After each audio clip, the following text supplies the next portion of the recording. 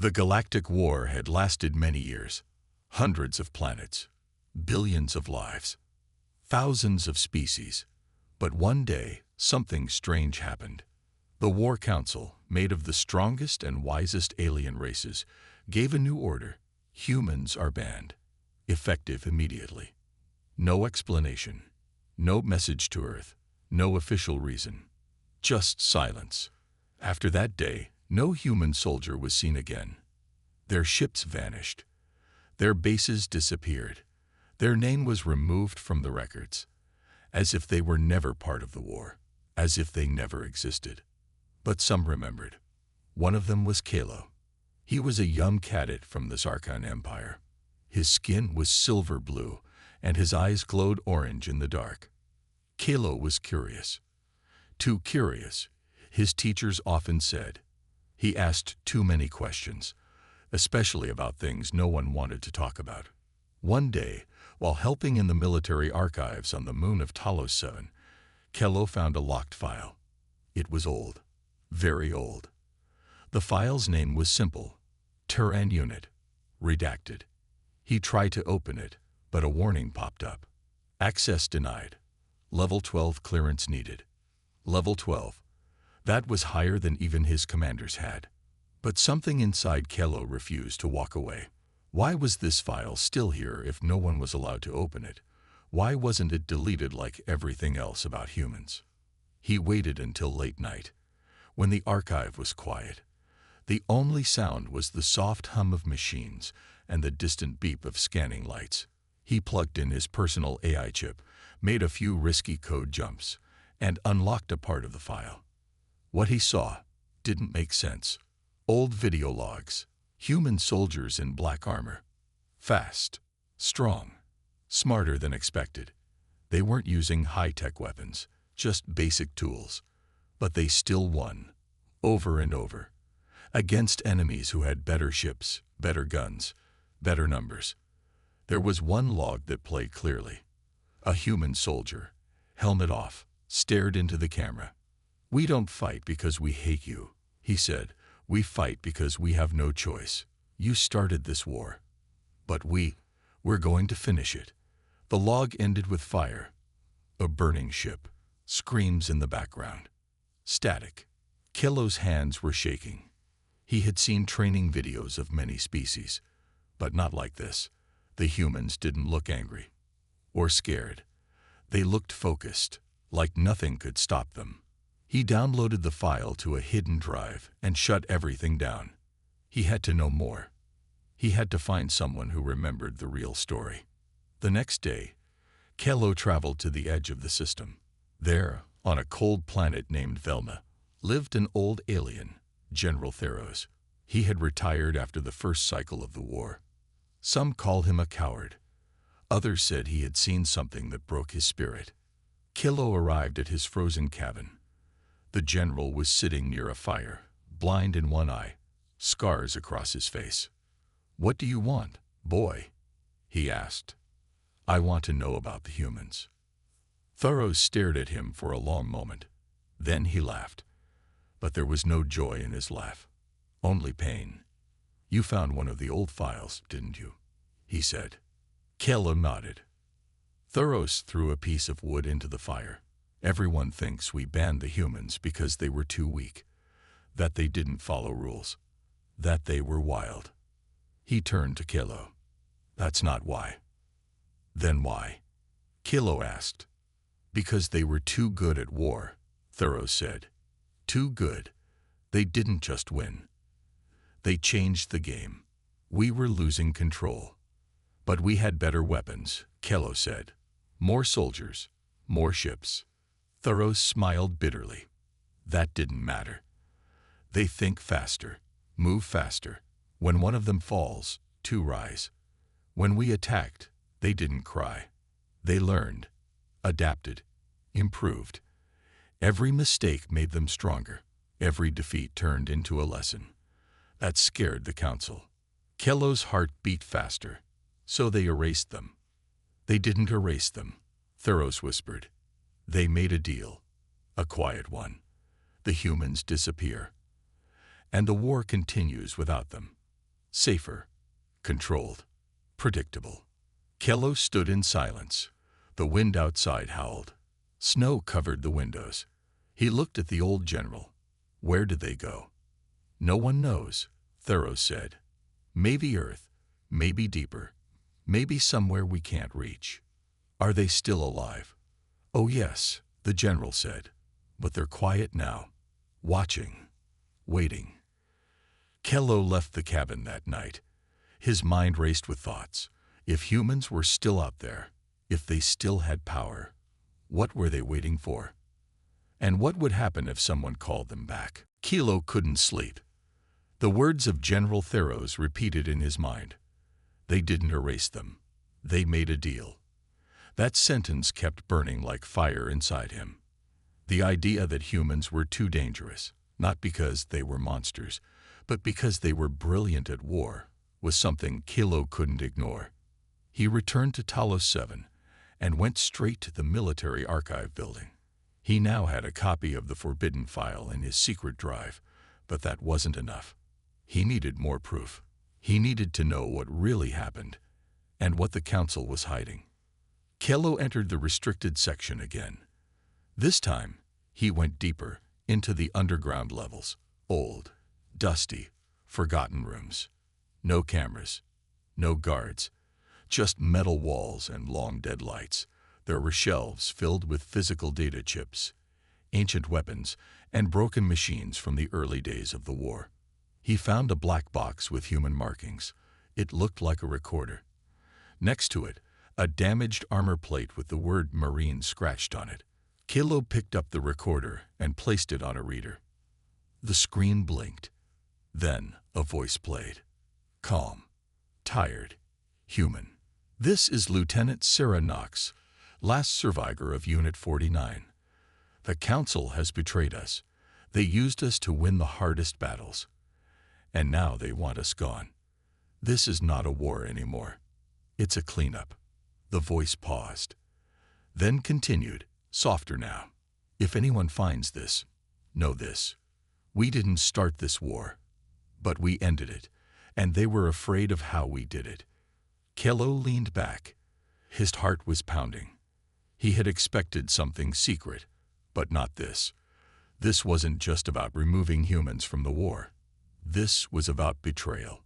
He copied the file and took pictures of the armor and the box. As he turned to leave, he noticed something glowing faintly in the corner. A screen. It was part of an old, offline network, somehow still running. The text on it read, "Message received. Awaiting command." Kelo stared at the screen, confused. Was this a human network? He pressed a few buttons, typed carefully. "Who are you?" The reply came almost instantly.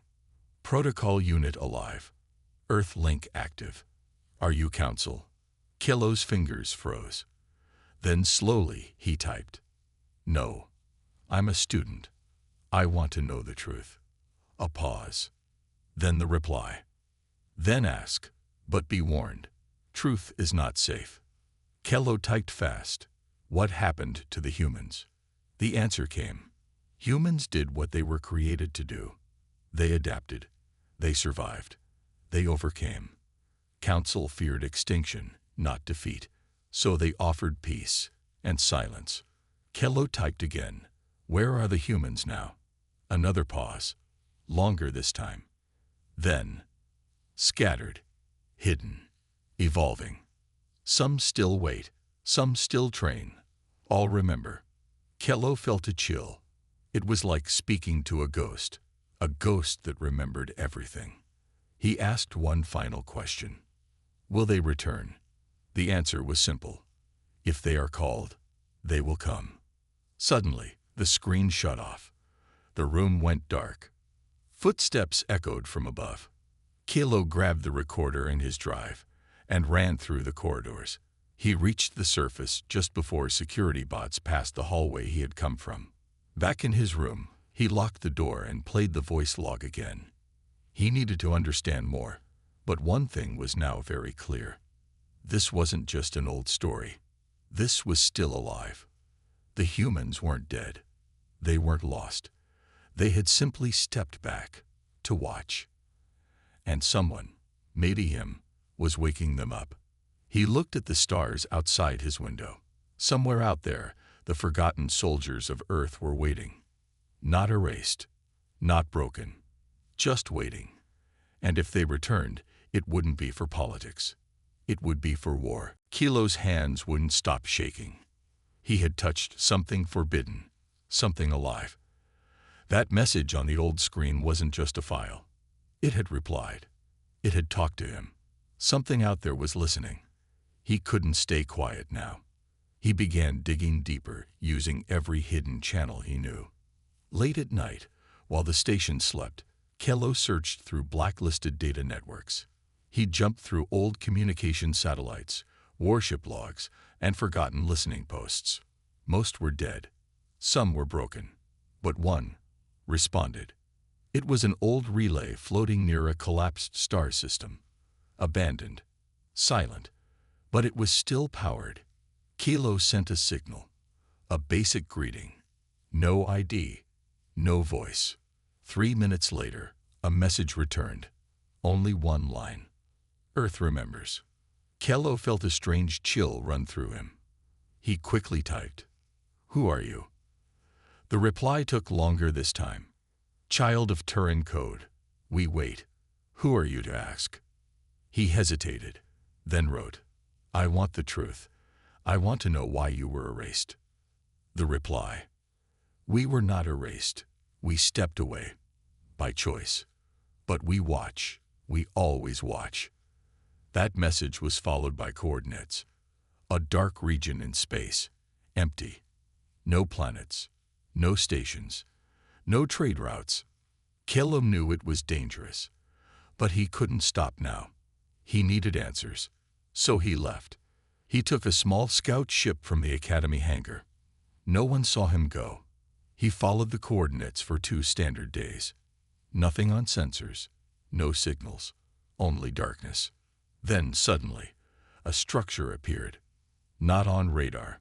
Not on scans. But there it was.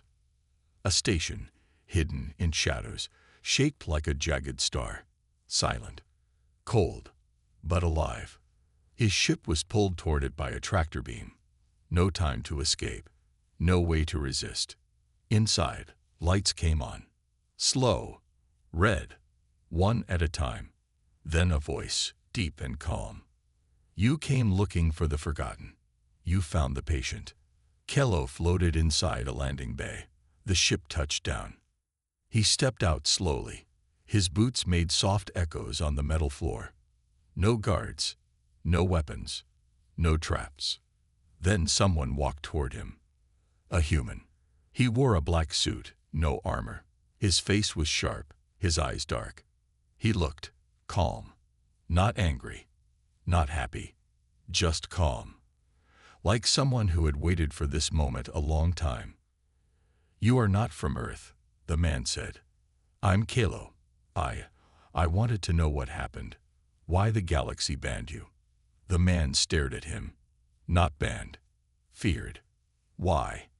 Kelo asked. The man walked forward. His voice was slow, steady. "Because we broke the rules of war. We fought to win. Not for pride. Not for politics. We didn't wait for orders. We acted. We learned. We changed. Every loss became our teacher. Every pain became a tool. But the council said you were reckless."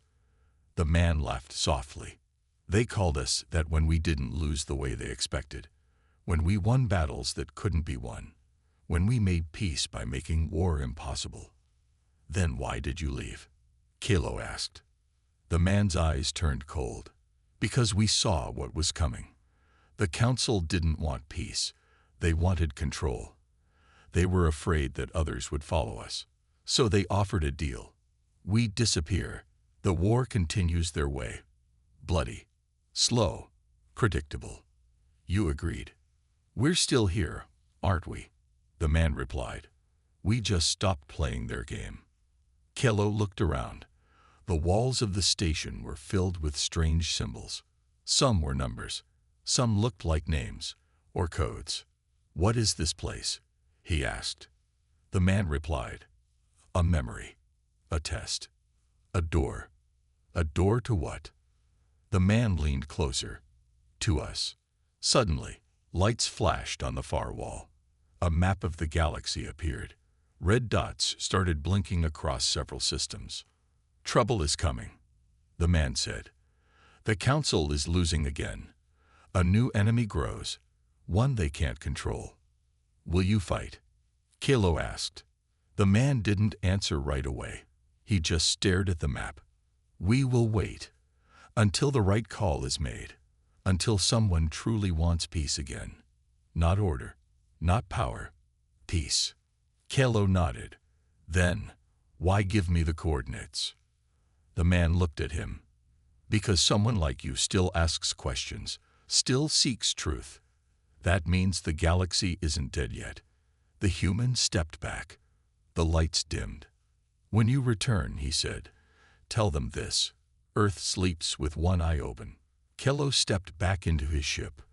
The docking clamps released. The human station faded behind him like a shadow.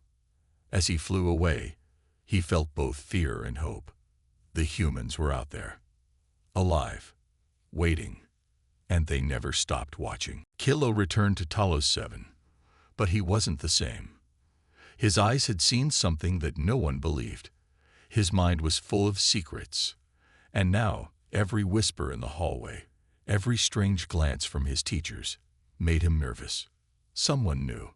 Someone had noticed his disappearance. Kilo stayed quiet.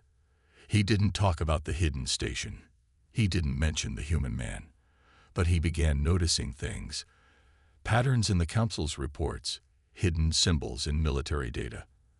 The Council was scared. They had started purging old war logs again, burning history, erasing the truth. But it was too late. Because Kilo had copies, and more importantly, he had questions. Questions others were starting to ask too. Like Terran, his old friend from the academy. Terran was smart, fast, and trusted. One night, Kilo showed him the recordings. At first, Terran laughed. Humans, the monsters from training drills. Then he listened. He saw the voice logs, the video clips, the hidden messages. His smile vanished. Why would the Council lie about this? Terran asked. Because they couldn't control them, Kilo said. And they couldn't beat them. Over the next few days, Kilo and Terran found more allies. Quiet ones. People who had seen pieces of the truth but were too afraid to speak. Old officers, retired engineers, even a war historian who had lost his job after publishing a paper about human tactical behavior. They formed a secret group. They called themselves the Witnesses. Their goal was simple: gather truth. Prepare for what might come next. Then the unexpected happened. A new enemy appeared. It came from deep space, not from any known empire, not from any trade route. It moved fast. It attacked silently. It didn't want territory. It didn't send messages. It simply destroyed. One planet, then another. No demands, no warnings. The Council panicked. They called emergency meetings. They sent fleets. But nothing worked. The enemy ships were strange, alive, almost organic. They adapted during battle. They changed weapons mid-fight. They used gravity like a hammer and time like a blade. The Council was helpless. Kilo watched from the background. He heard the screams from the survivors. He saw the numbers. 5 colonies lost in 1 week. 200 ships gone. 3 billion lives. He knew what this meant. The war had returned. But this time, the Council had no humans to save them. Not yet. Terran turned to him. You have to call them. Kilo nodded. But how? He remembered the message from the station. If they are called, they will come. Was it really that simple? He went back to the hidden relay. This time, he didn't ask questions. He sent one sentence. We need you. No reply came. 1 hour passed. Then 2. Then A signal blinked. Unknown origin. Encrypted. He opened it. Coordinates locked. Extraction begins. Do not interfere. Kello stared at the screen. They were coming. The next day, in a distant star system under attack, something new arrived. A single black ship. No flags. No known ID. It entered the battle alone. The enemy ships turned to face it. Then, in just 10 minutes, they were gone. Destroyed. Vanished. Not a single human ship was harmed. The message sent afterward was simple. This is Earth. Step back or fall. The council froze. Some shouted in fear, others in anger. But none of them moved. The humans had returned. Not as part of the council. Not as soldiers. But as a force. Kello and the witnesses watched the footage in silence. The human ship moved like it was part of the stars. Fast, silent, deadly. This changes everything, Terran whispered. Kello nodded. The war never ended. It just waited. He looked up at the stars. The humans were out there again. Not for conquest. Not for power. But because someone needed them.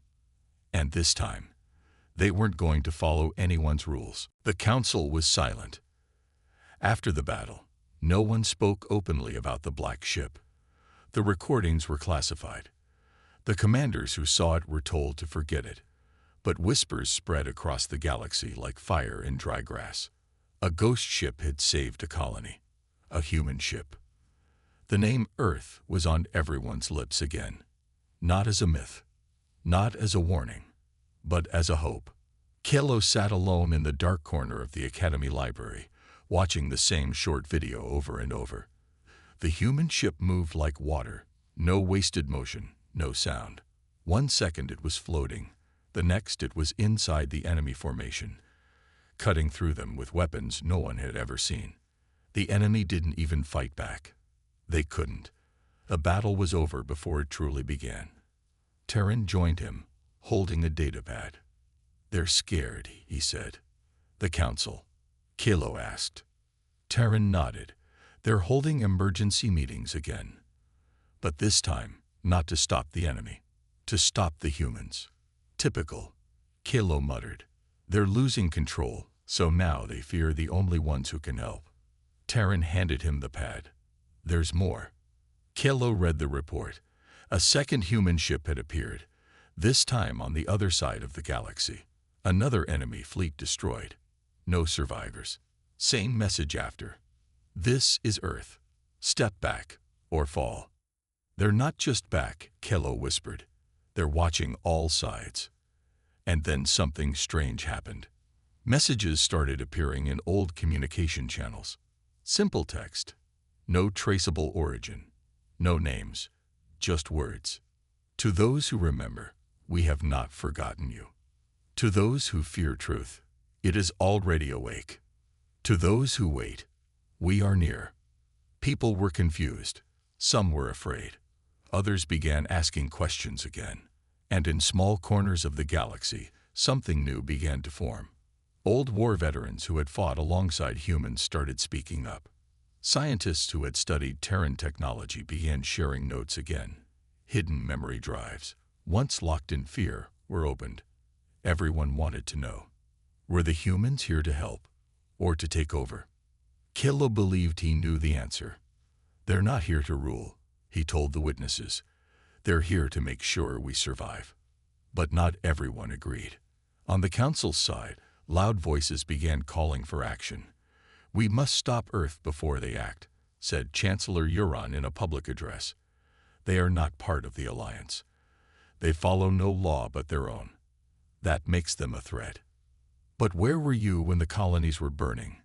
Someone shouted. The room fell silent. The question had no answer. Soon after, a third black ship appeared.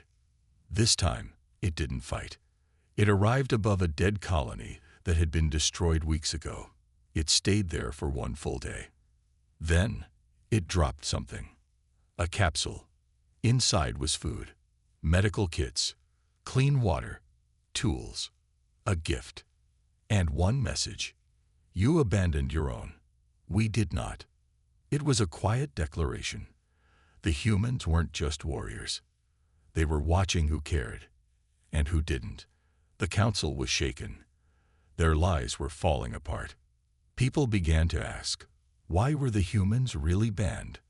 Why were they really forgotten? Kelo decided it was time.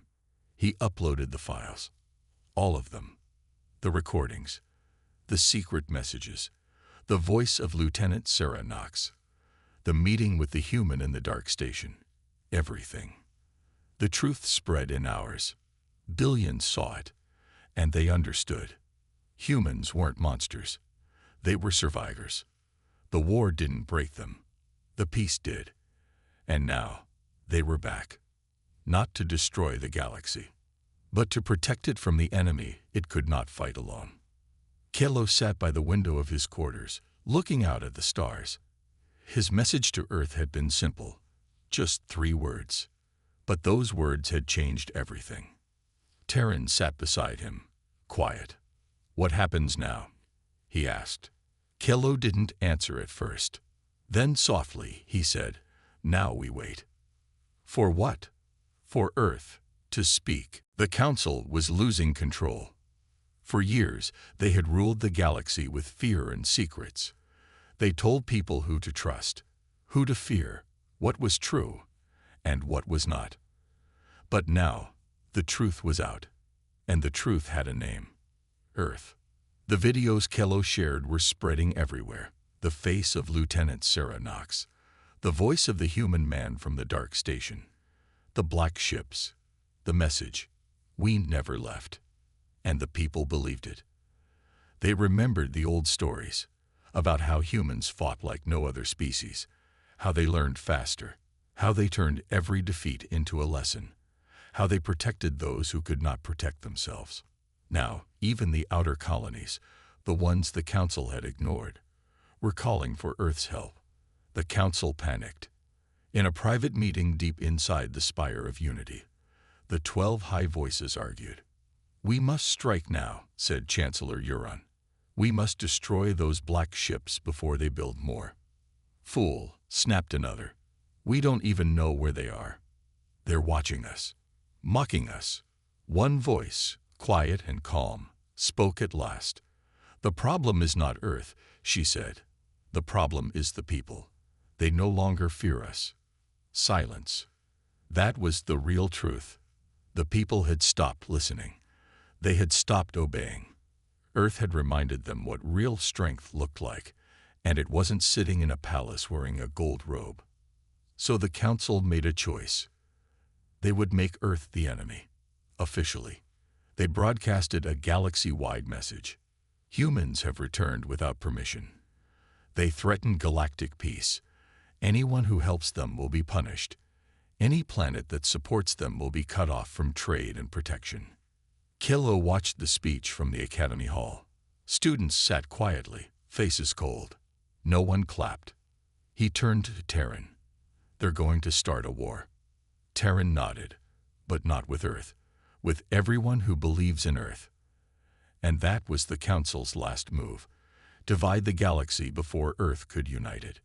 Soon, patrol ships were stopping civilian transports, searching for signs of Terran support. Communication hubs were blocked.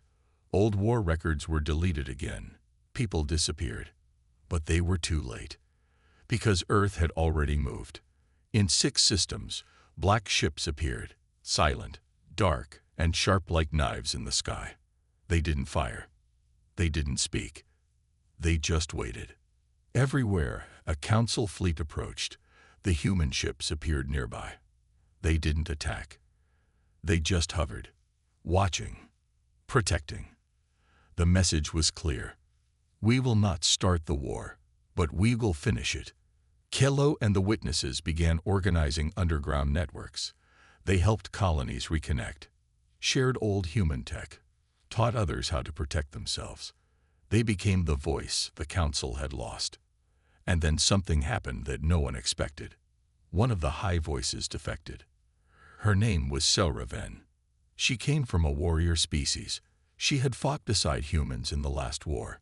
She had never forgotten. One night, she escaped the spire with a small ship. She sent a message to Kelo. He met her in a hidden asteroid belt. "I don't trust the Council anymore," she said.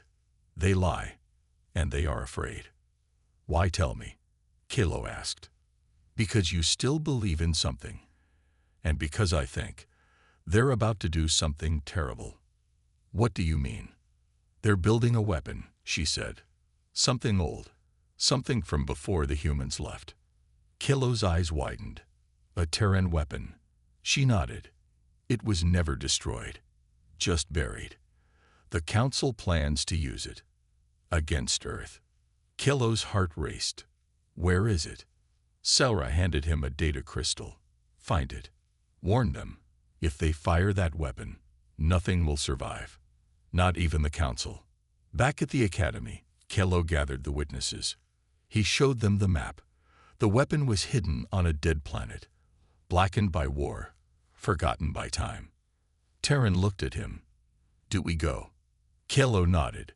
"We don't have a choice." And so, the race began.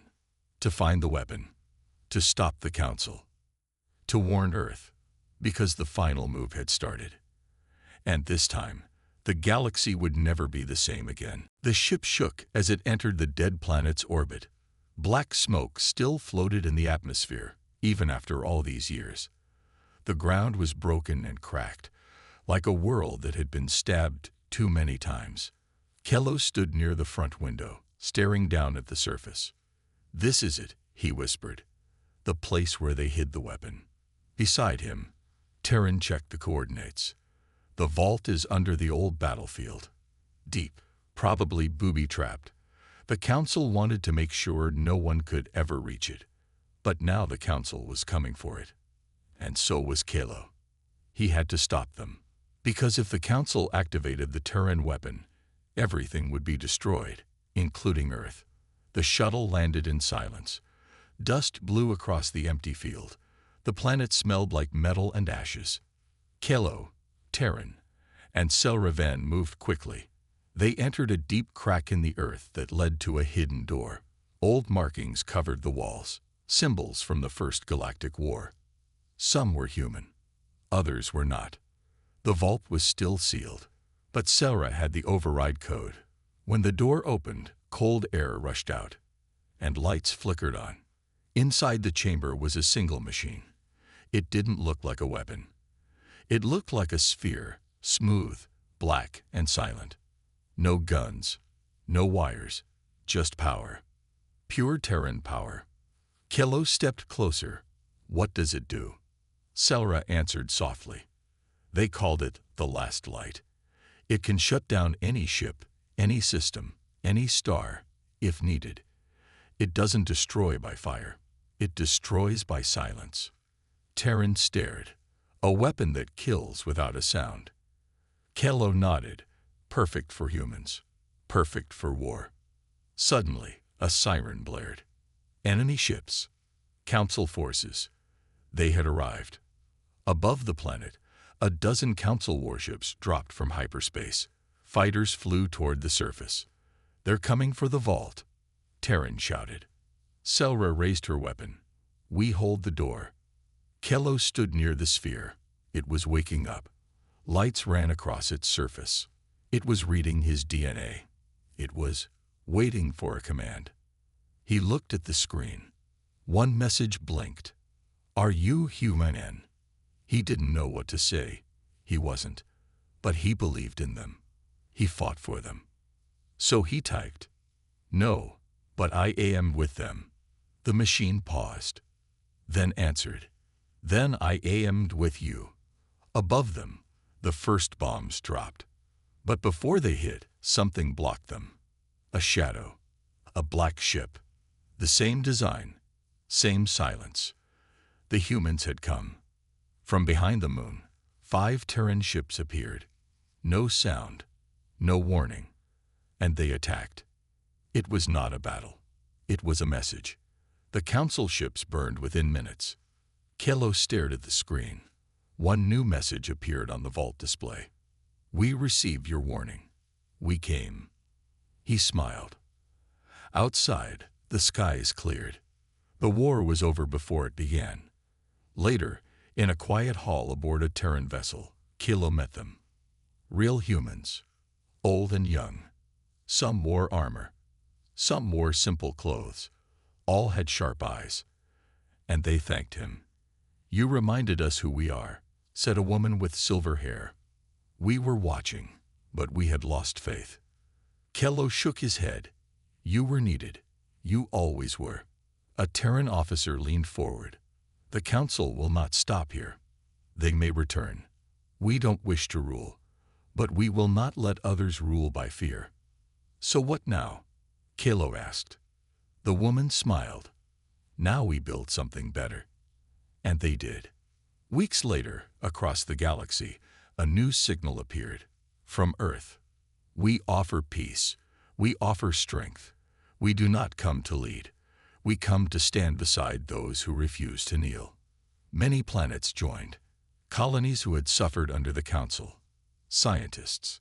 Soldiers. Farmers. People who remembered. And the Council. Their power broke. Some leaders vanished. Others surrendered. A few still tried to fight, but it was useless. Because Earth had returned. Not to conquer. Not to rule. But to remind the galaxy of one truth. Humanity never quits. And those who stand with them never stand alone. Kilo returned to Talos 7 as a hero, but he didn't care about fame. He cared about the stars. He cared about the message. He would spend the rest of his life helping others find the truth, just like he did. Because the real war was never about ships or weapons. It was about fear, and truth, and the courage to face both.